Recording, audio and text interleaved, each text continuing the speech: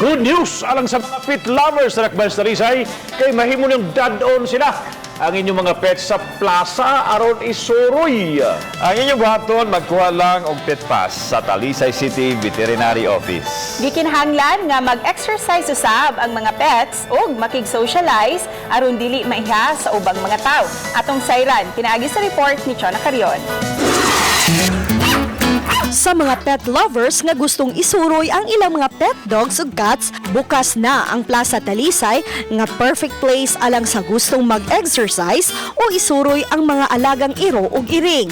Tipik kini sa programa ni Mayor Samsam Gulyas nga mahimong pet-friendly ang Dakbayan. Si Gulyas adunay 5 ka pet dogs. Yes, importante kasi iro nga maka-exercise no, labi na ka ng mga dagko nga mga breeds no, kay haron dili sa ma-prone na kanang ma-obese ang mga iro. So mo na nga need sa gyud na nila nga i-walk nimo or imus lang i-jogging. I-jog nimo ang mga iro. Gikinahanglan lang nga mukuha og pet pass sa City Veterinary Office. Requirements mga updated vaccination record ug duha ka kopya sa 1-by-1 pictures sa ilang mga pets. Samtang kun ana-ana sa Plaza Talisay, gikinahanglan nga aduna higot ang ilang iro. Awhag ni Dr. Alo nga siguroon lang nga hipuson sa mga pet owners ang hugaw sa ilang pets. Hinuon aron dili mahasol, mahimo ra hinuong tauran og diaper. As much as possible atong iro kung naay tendency nga manghilabot sa mga tanom, badlungon po nato. Ana.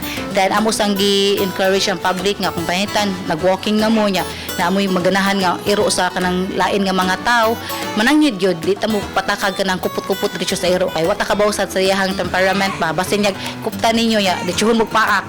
Full responsibility nang gyud sa ato ang mga owners. Usa si Louis Cortez nga nalipay sa programa sa Dakbayan, gidala niya ang iyang pet dog sa City Veterinary Office aron unang makapahimo sa maong programa. Lipay kay mi ma'am kay at least makalaag sa amo ang paboritong iro ba. So happy mi ang plano ni Mayor. Uban ni Marlon Nolgaso, Chona Carion, Balitang Bisdak.